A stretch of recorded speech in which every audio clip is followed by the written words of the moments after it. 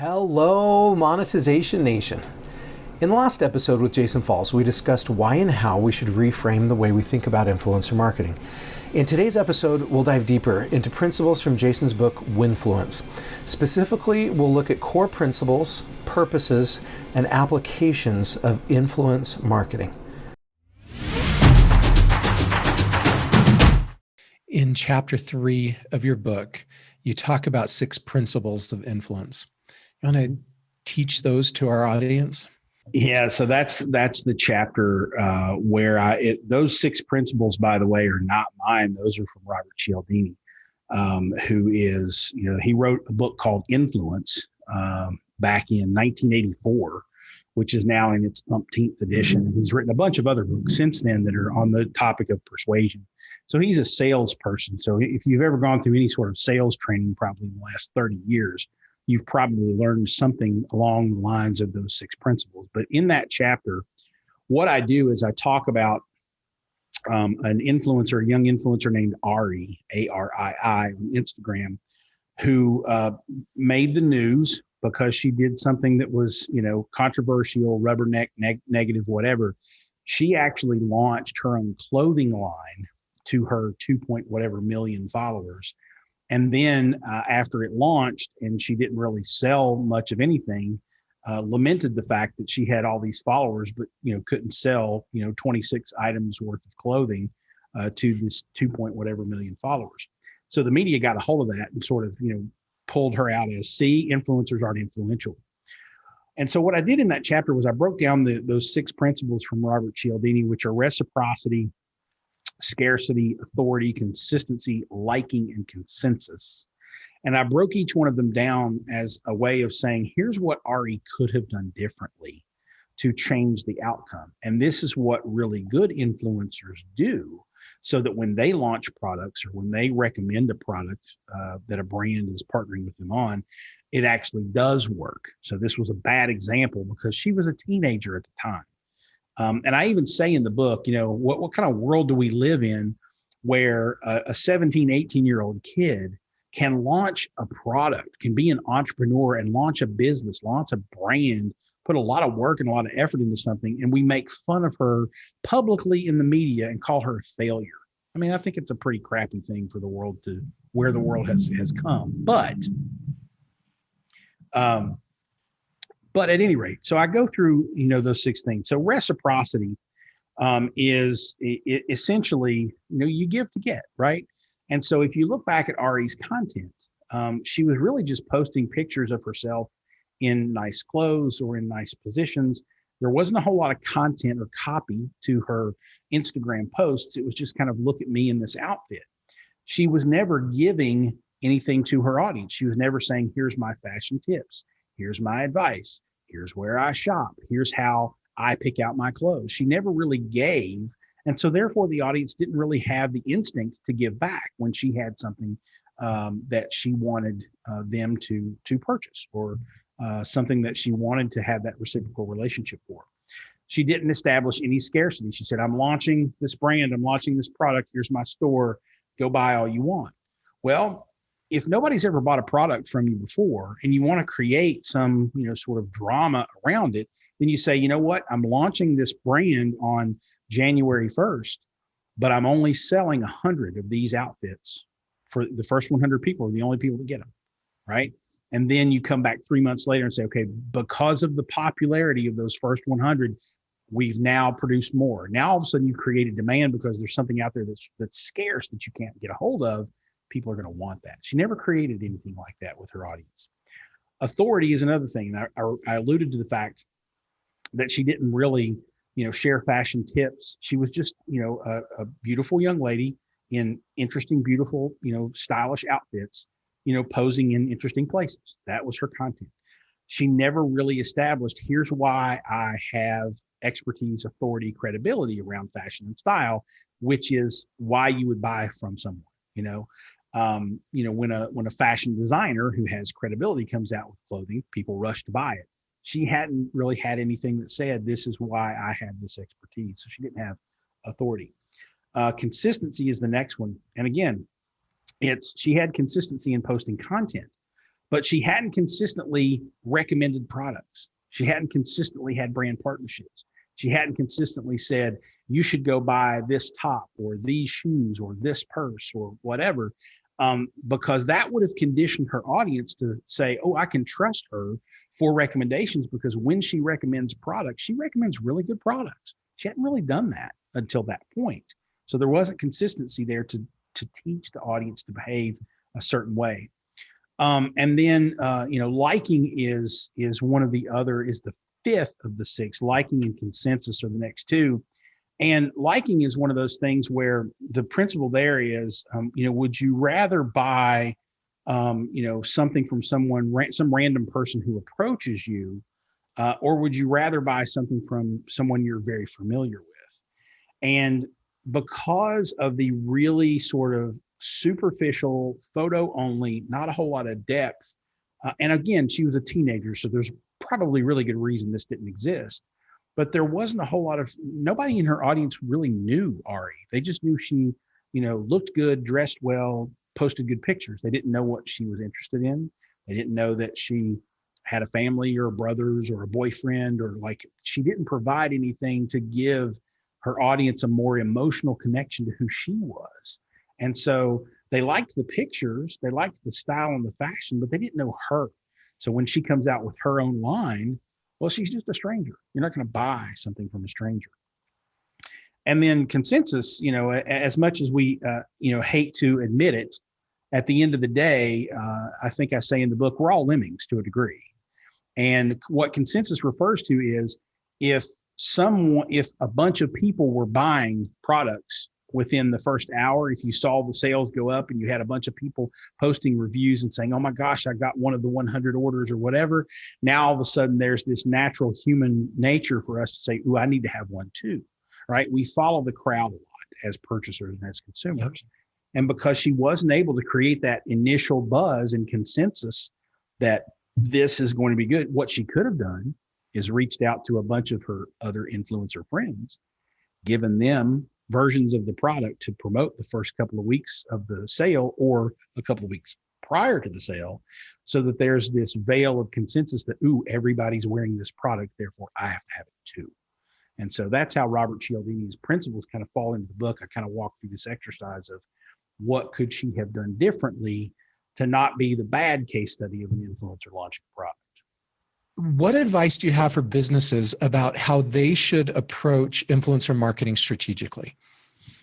Well, I think, to approach anything strategically, influencer marketing or social media or anything else, you have to start with your goals, and making sure that your goals are laddering up to your marketing goals, which are laddering up to your business goals. And so you have to have a really good foundational understanding of what you're trying to accomplish and what success looks like, so that you can plan accordingly.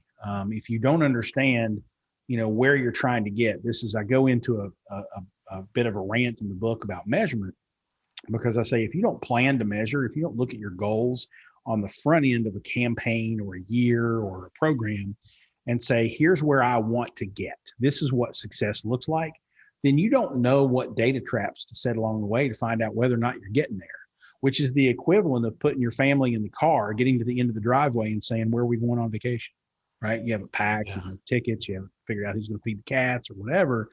Like, you've got a plan to measure. And so approaching anything strategically this has to be about our goals. If your goal is to create more awareness, then you're going to pick influencers that have reach, that can reach a lot of people and that can carry your message forward to as many people as possible, so that you're creating awareness.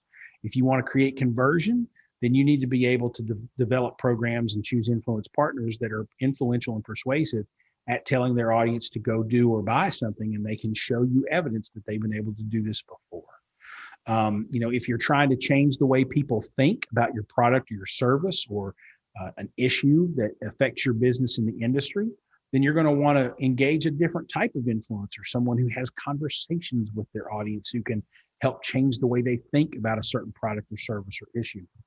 And so you really have to start with your goal first. And so once you have that goal, then you pick the influencers and you develop the messages and you execute the programs that fall in line with moving the needle and falling into those data traps to trigger them to let you know this is what we're doing. This is how we're progressing on this path to get to our end goal. Because if you're doing it that way and you're constantly optimizing and measuring to your goal, then at the end of the day, when you get to the end, you're going to be, whether it's the end of the quarter, end of the year, or just to the next phase where you're developing what comes next in the campaign or the effort, you're going to be happy with the progress you've made because you've been trying to monitor and move that progress all along. What advice do you have for businesses about how they can build an effective influence marketing campaign? Again, it goes back to almost that same answer: is to build an effective campaign, have very, very clear goals, have a very clear understanding of your ideal consumer, the audience that you're trying to reach. Because if your audience description is a little bit off, then the influencers you choose based on their audiences is going to be a little bit off, and you're not going to be as successful as possible. So if you've got a clear understanding of your goal, a clear understanding of your audience, then you can pick the really good influencers at motivating that audience to do what you want them to do. And again, constantly optimize and measure what you're doing so that you know if you're not quite going in the direction you want to go, or things are not quite hitting the way they need to go, then you can kind of stop and adjust as you move along. So going back to that strategic approach, measure to your goals, monitor and optimize as you move along, and make sure that you really understand the audience you're trying to reach so that you can pick the right influencers. In chapter 10, you talk about the 4 purposes of influence. Mm-hmm. Would you address those? Sure. So the 4 purposes of influence are really, that part of the book was really about aligning influence marketing with sort of what we know, marketing to be, what we always try to do. So the 4 purposes are, the first one is to persuade. All right. And persuasion aligns with advertising. We're trying to persuade an audience to buy our product, try our product, et cetera. So persuasion is very, very important. The second one is association. You might use influence marketing. Your purpose is to associate, which I align with public relations, because it's really not necessarily about trying to convert customers there. It's trying to align yourself with these influence partners or with these media outlets, to use an old media relations PR approach. You're trying to align yourself with these media outlets that have the audience you want to reach. Same holds true in influencer marketing. You're trying to align and associate yourself with those those influencers that have the type of audience that you want to reach. So the third purpose is validate or validation. And that's where ratings and reviews come in. And I talk a lot in the book about how you can actually leverage influence partners to drive reviews and ratings online, which help validate your product and service to the consumers out there. Now, I will caveat that by saying there are certain websites like Amazon and Yelp and TripAdvisor and whatnot. It's against terms of service to pay someone to go review you there. So You need to make sure you're doing it right and following the rules. But there's no terms of service anywhere that say you can't use an influencer review on your own website, right? So especially if you're a direct-to-consumer brand, put that Instagram video that they did talking about your product right on the product page so people can actually see that validation there. So you can use that as your purpose. And then the final of the 4 purposes is to enthuse. Build enthusiasm and passion around your brand. And I think this aligns most readily with word of mouth marketing. And I think that's something that over the course of the last probably 20 years, we've all figured out is almost, sort of the ultimate goal for any brand is to create an audience of really passionate, fans out there that are going to advocate and market for you, and creating that word of mouth, that pass along value in what you do and what you offer to the marketplace, is a much more effective and efficient way to market. And so being able to drive enthusiasm around your product or service through influencers builds that word of mouth marketing sort of momentum that you need. They can be the fire starters for that messaging that gets out into the marketplace and really ignites your brand. How do we work with our employees and use our employees as influencers? That's a really good question. And I've seen a bunch of really, cool ways to do that. I will say about using employees. First of all, there's a lot of companies out there that are still, bashful or even, risk averse to letting their employees have an official role in their marketing to talk about the products and services in the company, publicly on social media and whatnot. I think this is a really short-sighted way to think about things. While certainly there are companies that have, lots of employees, maybe some employee problems where it's not the best idea to have certain parts of your workforce out there talking publicly about your brand and you being okay with it. So there are circumstances where it doesn't make sense. But the people who work for you are your first audience. That's the first circle of people that you can communicate with that can turn around and carry your message forward to their family and friends, right? So empowering that audience, the people who are closest to the bone, I think is incredibly important. And so again, it's about developing a way to communicate with them, not requiring them to do anything, but tapping into the ones who will raise their hand and say, I love working here. I love this company. I want us to be successful. What can I do to help?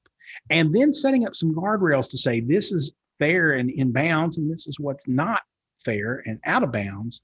And we want you to do this, and tap into their ability to share their passion about your product, your services, your company with their family and friends. You don't necessarily have to encourage them all to go have YouTube channels, but I mean, heck, let them, share something on Facebook about you. Give them content to share.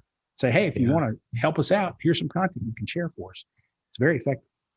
I think one of the most effective things that I've seen with employee influence marketing is allowing them to say things that aren't completely positive as well as the negative. And the businesses that allow an employee to call something out when something isn't working the best and needs to be improved, when a business allows that, all of a sudden that influencer is credible. When the audience knows that person can tell them the truth about the business behind the scenes and not just only the good stuff, they're going to have a lot more influence. What are your thoughts on that? Yeah, that credibility marketing term that you brought up earlier, that's what rings a bell for me, because if your employees are able to say, very transparently, here's our strengths, but here's our weaknesses, or here's something we need to improve.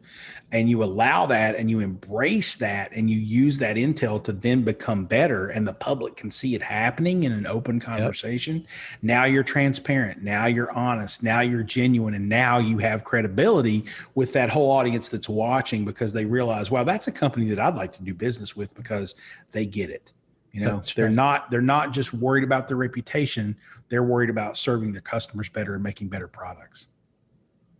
And when we try to portray ourselves as perfect and we expect our influencers to portray us as perfect, we're not credible, because people know that's not real. And when we allow that imperfection, it's almost like there's a power that comes from imperfection.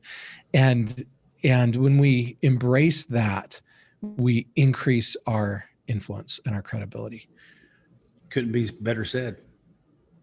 Okay, the last section of your book I want to address that I loved was chapter 17. And you talked about how businesses can become influential themselves. What are the best advice and secrets and stories that you could share about how a business, instead of just working with other influencers, how do they become an influencer themselves?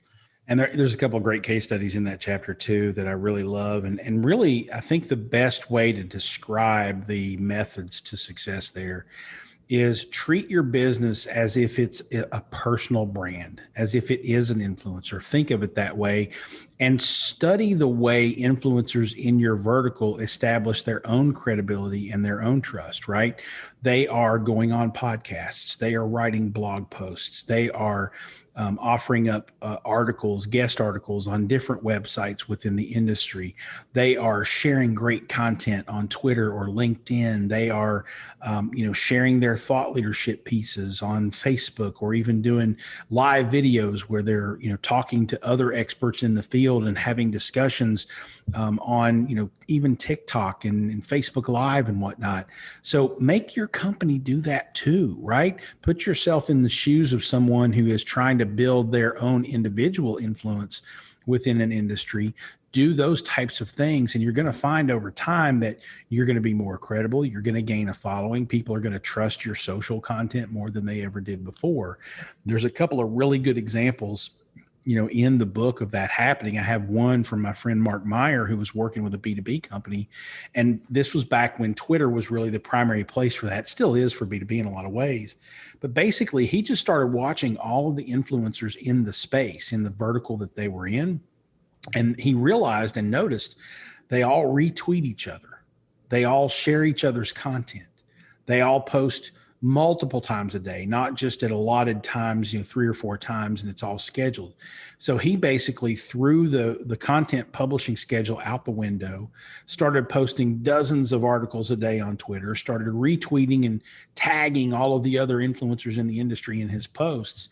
And over the course of time, his company became one of the influencers in the industry. In fact, I looked at All Top, which is, kind of a ranking of blogs. It's an RSS feed kind of place where you can go. And I went into All Top and went to their industry, and they were the number 4 or number 6 most trusted resource in the list of trusted resources in that industry, several years after, Mark Meyer had implemented this strategy. And they're still ranked by the people that rank influencers in the top 25, top 30 influencers in that space. And it's a company, it's not a person. Thank you so much, Jason, for sharing your stories and insights with us today. Here are some of my key takeaways from this episode. Number 1, we should seek to gain influence, to persuade, to build association, to gain validation, and to build enthusiasm. Number 2, to effectively implement influencer marketing, we should start by understanding our goals and our ideal customers. Number 3, when working with an influencer, we should look for one that follows the 6 principles of influence: reciprocity, scarcity, authority, consistency, liking, and consensus. Number 4, we can become an influencer ourselves by treating our business as a personal brand, increasing our online presence, and following the same 6 principles of influence. Number 5, we can have our employees help as influencers for us as well. To learn more about or connect with Jason, you can find him on LinkedIn, or visit his website, jasonfalls.com, or check out his books on amazon.com. And there's links to each of those sites on the blog post for this episode at monetizationnation.com. You can also get a free copy of my ebook about passion marketing and learn how to become a top priority of your ideal customers at passionmarketing.com. You can also subscribe to Monetization Nation on YouTube, Instagram, Twitter, our Facebook group, and on your favorite podcast platform. Thanks for joining me for this episode. I wish you success in your influence marketing. Do you want to become a better digital monetizer? To receive great monetization stories and secrets, please go to monetizationnation.com and join free.